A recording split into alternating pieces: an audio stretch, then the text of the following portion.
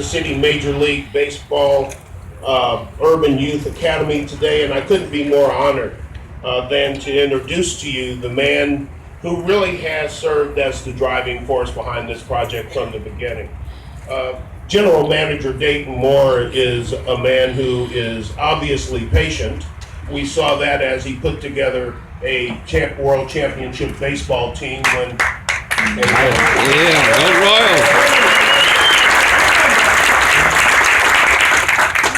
And it wasn't just what he was putting together, but how he was doing it. Selecting people, working with people, building a team of people with character and leadership that would hang together. And I think if there's been anything that has epitomized the Kansas City Royals, and anything in my mind that also duplicates the feeling and the personality of Kansas City, it's the one for all for one approach that I think is really a tribute to his leadership and style and patience.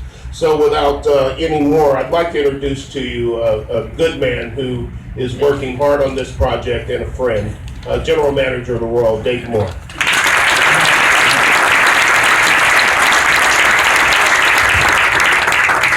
I'll be brief because I know there's so many people that need to speak today. A lot of thank yous that so many people richly deserve. I want to acknowledge George and Alex and CY, Chris Young, Alex Gordon, and George Brett for being here. It means a lot because, as the mayor said, that it truly is a family. It is a group that are united because of the love of teamwork, the love of baseball. And that's what's so exciting about what we're doing here. This has been a vision, not only our vision here, but it's the vision of each and every one of you, the vision of our entire group.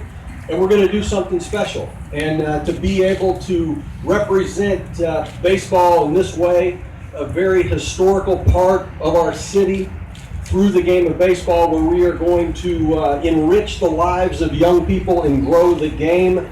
And this facility is going to be special. There's no doubt about it. But the truth of the matter is, it's going to be a lot of hard work and a lot of dedication, and it's going to take everybody as we come alongside of young people, and as I said, grow them as leaders. And so the work is going to be challenging. It's ultimately going to be a great journey that we're going to put our heart and soul in to make work. And again, thank you for so many of you being here today. The support of this community is special. I've never been a part of something where so many people have come together for the greater good of one thing. So thank to all of you, and look forward to working with everybody going forward. Thank you.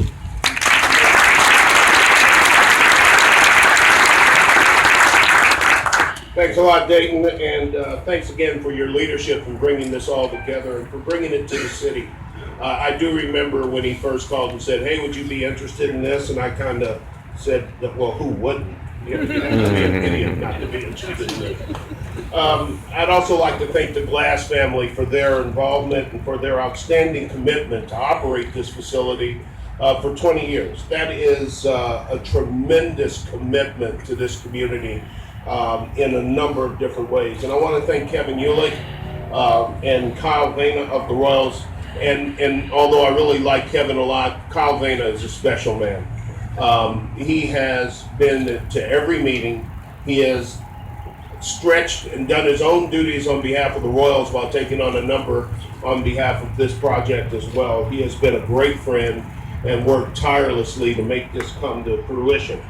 I want to thank the players who are here because I know that you guys played late last night, although I will tell you, I was up later watching you play after I got back from New York than you were. You were probably all asleep by then. Yeah. But at 1:30, 2 o'clock, I'm sitting here watching the Royals play this game because that's what I do when I get home from trips.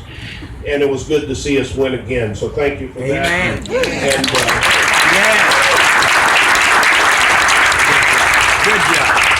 And Alex and Chris, not just for being here, but for your contributions and for your engagement in this. That says a lot about who you are, says a lot about your commitment to the city, and I sincerely appreciate that. And the other players who are not here who contributed as well. You don't find that very often. They didn't have to do this. There was no pressure. they did this because they wanted to, and they understand and recognize the value that it brings to the kids of this community. We can't thank you enough for the wonderful memories you provided us over the few years that you've all been here, particularly last year when 800,000 people from somewhere, they didn't all come from Kansas City, we don't have that many, but when 800,000 people from somewhere came out here to pay homage to what you had done and did it in the way that we are proud of. And I think that again speaks to the character of the team and the character of the city. This project is also very personal to me. I am a father who had a son who played baseball growing up. I know the lessons that he learned as a result of playing baseball. He developed a good, young, strong work ethic. And he also learned what it meant to be part of a team, to show up even when you didn't feel like it because you had an obligation to others, to give your best even when you didn't always feel like it because that was also your obligation to others. Those are the lessons that we believe help determine the character and how successful a child will be in his or her future. And as mayor, I can't think of a better project than this one. This is a no-lose project. I see my good friend Bob Kendrick sitting here, and it is not lost on me that 100 yards that way is the Negro Leagues Museum where the Negro Leagues were started, and now we're bringing baseball right back to the doorstep of where it all started here for the Negro Leagues of the Blake family.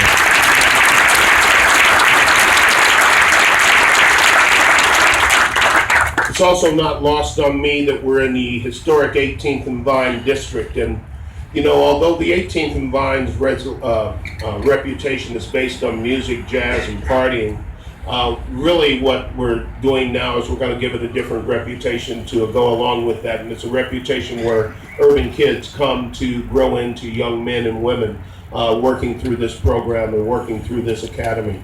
We're going to see more life and activity down here than we've seen in a long time, and the best part about it will be adults who care, working with the kids of this community and the surrounding area in order to bring them a better life and better opportunities. And I don't know how you can lose on that.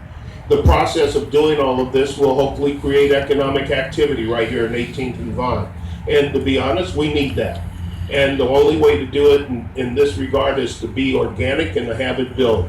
If we have people walking around here in droves and numbers, I'll bet you things spring up organically, and when they can't spring up organically, we'll give them a little boost to make sure that there's something out there because we want this area to flourish. We want it to be probably as alive and bright as it used to be back in the day, as they say.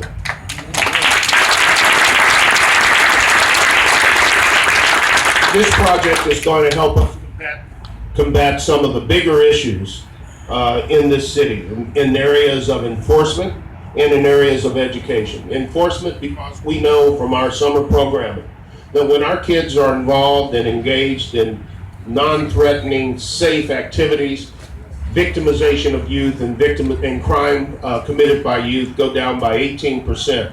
And that's just during when the things were involved in action. So if we have things going on here all the time, we'll have kids that are engaged in things that are helpful and wholesome as opposed to things that could be dangerous for them and others, and that's a good thing.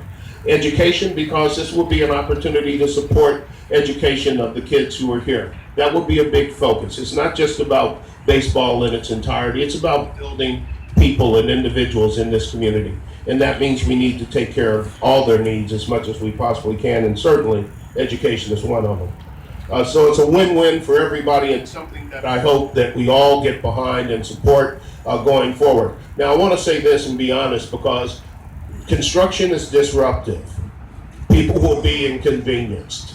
There will be some things that you used to do, maybe you can't do for a while things are getting built. That's the nature of building. But it's kind of like all things that are painful at the beginning, sometimes maybe like childbirth, but at the end when the baby's born, you don't remember the pain necessarily. At least I don't. Yeah, he didn't. And I'm assuming that mothers don't either, and there will only be one child in the family.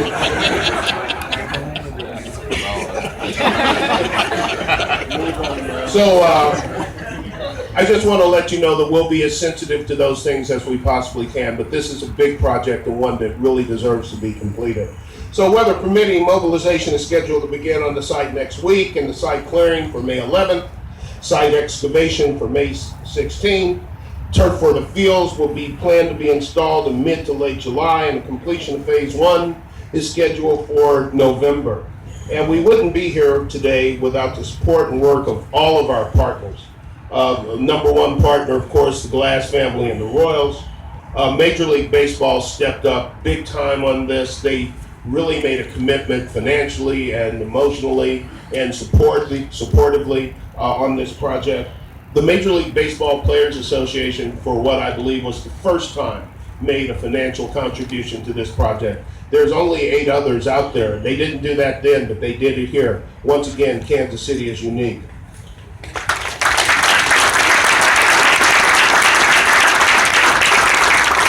Mark McHenry and his team at the Parks and Recreation Department, absolutely invaluable. If you don't know about Mark McHenry, then all you really need to do is look up Wikipedia for the best parks directors in the country, and he's probably number 1 there. He is truly, truly a civic treasure and asset. We have our good friend, former Mayor Dave Bauer and his team of Populous, who've worked with us from the beginning on this and are great partners.